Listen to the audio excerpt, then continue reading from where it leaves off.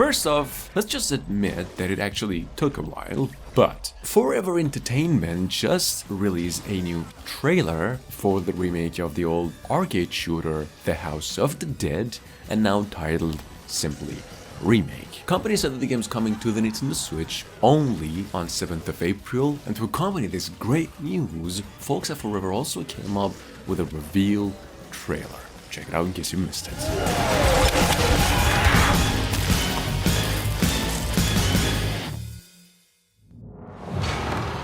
The House of the Dead. I shall destroy everything.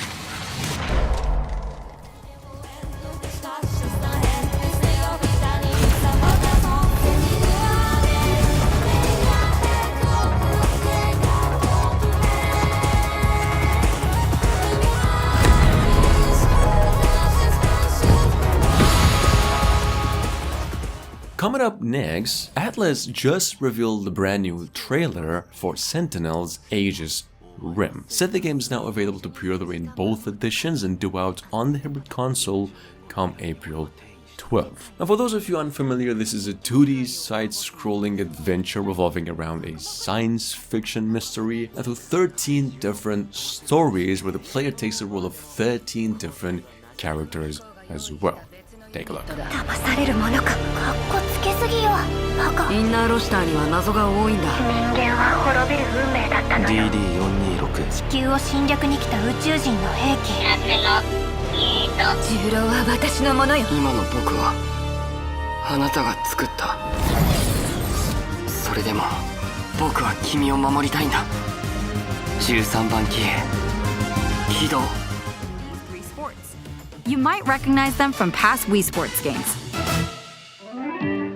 We have Nintendo Switch Sports on the other hand, and it is set to debut on April 29th. Now Switch Sports over here is the third game in the Wii Sports series, actually pretty similar to its predecessors in terms of control, and will include mini-games in addition to a hefty amount of customization this time around. Check it out, this is how the game actually looks like. Sports are joining the lineup.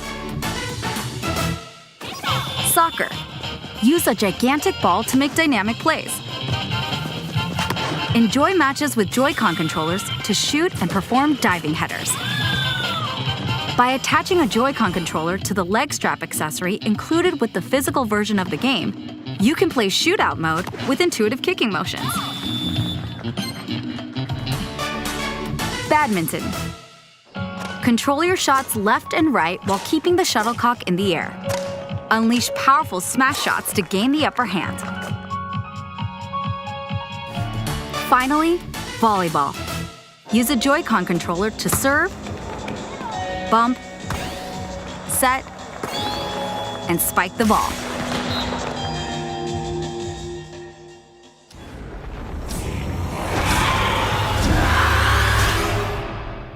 Moving on, it's the Sniper Elite developers coming our way this time around with Zombie Army 4 Dead War. It said the game's due out on April 26 on the Nintendo Switch. This hybrid version, however, will now feature a better control, we hear, a better aim, to be specific, supporting 2 to 4 player co-op, all the content from Season 1 and every post-release content for the game to date. Check it out.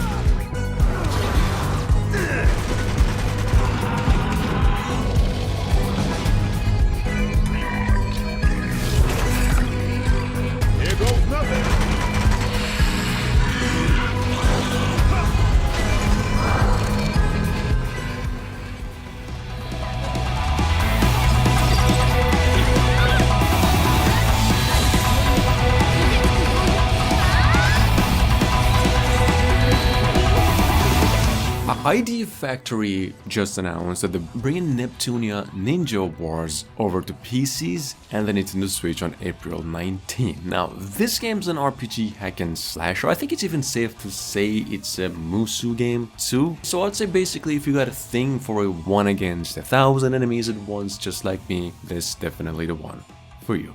Check it out.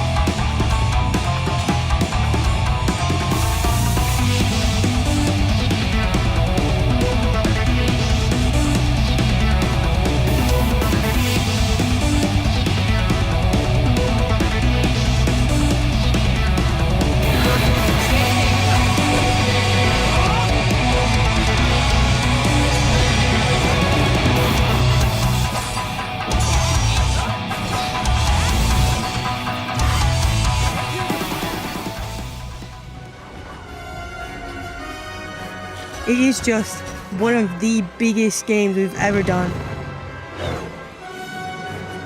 So many planets, so many places to go, so many characters. Truth be told, since I think most of you know that the highly anticipated LEGO Star Wars The Skywalker Saga is now on its way to the hybrid console already, April 5 this year, well, you might as well just go ahead and consider that it's actually getting an extended universe DLC including content from The Mandalorian and Rogue One. Not just that, 2 further DLCs going by the classic characters and trooper packs will also be available on day 1 and due out on April 19th and May 4 respectively. Check it out. You can go from Tatooine to Coruscant, you can go to Bespin, you go Asian Kloss, you can go to Acto. The planets are where this game really comes to life. The sheer scale of this is off the chart. Being able to traverse the entire galaxy, going from all the planets that you would recognise from the films. We've just really tried to delve into making each planet feel like alive and unique to what it was in the film. We started by going through every planet, discussing colours and texture details. Each planet and location has got so much original, authentic Star Wars detail. We got new systems that gave us a lot more finite control. How the planets look, how the levels look, how the ships look, it all looks so good. There's also a couple of little details that people might not really observe straight away. One of them is the LEGO weathering effect. When you have the players or vehicles transition through the environment, they become sort of dirtier. For example, Tatooine Desert, all the characters have sand on their feet. It was really satisfying when you actually can play the game, whichever character you choose. We wanted to make sure that all the little crevices and all of the places like snow, mud, sand, all these elements would start to increase. I feel something lurking around in the dark.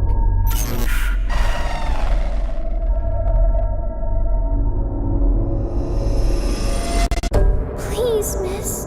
You have to help me get out of here.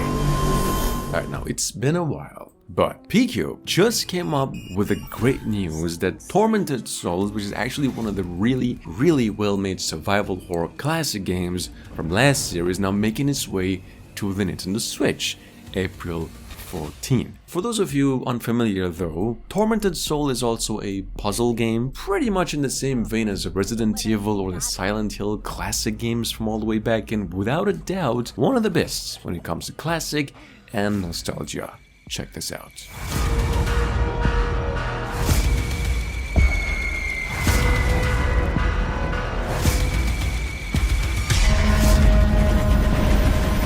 What the hell is going on here?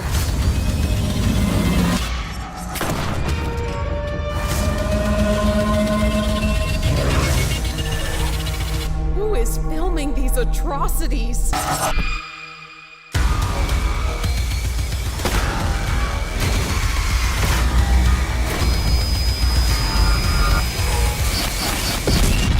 Am I going insane?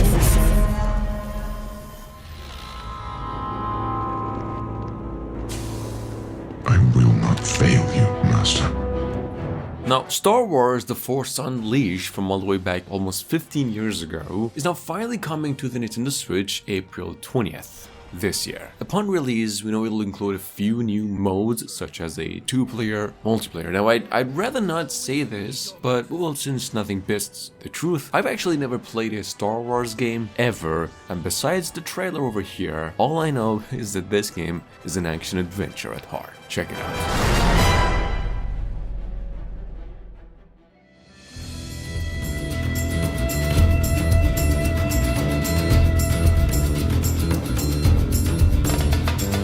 Right, considering in about a month we're gonna get our hands on the Radical Dreams edition of the Chrono Cross game, Square Enix will make sure there's enough attention gathered, just release a few new trailers for the game, in addition to the fact that the Radical Dreamers edition comes with visual improvements and a better sound quality, better character design, and a lot more. Check it out, this game is coming to PCs and consoles come April 7.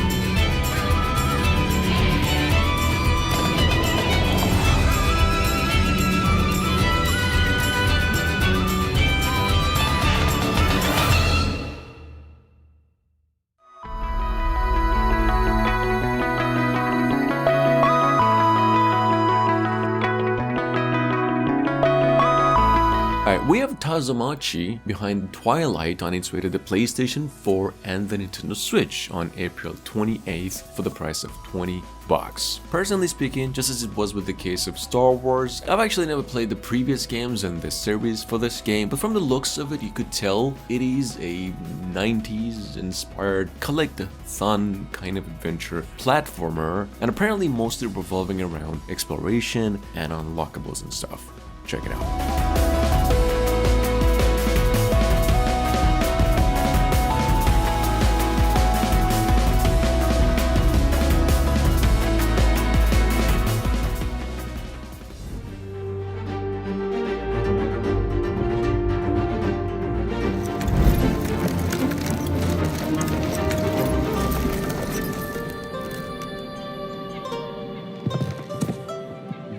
I think I actually mentioned this the other day, that Team 17's been coming up with some of the greatest indie games for the past few years, such as Blasphemous. Now, the company just went on and teamed up with another developer and came up with a brand new IP called Serpent Rogue, an action-adventure sandbox roguelike. Check it out. Serpent Rogue is on its way to the Nintendo Switch April 26 and is available to play through a playable demo on the Nintendo eShop right now.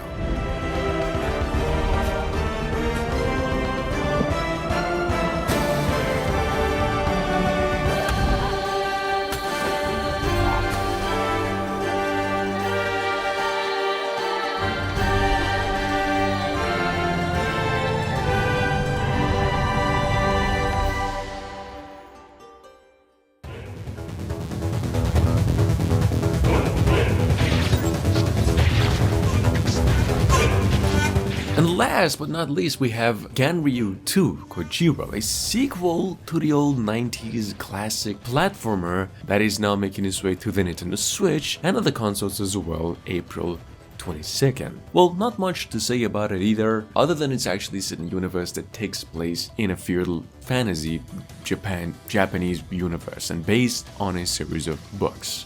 Take a look.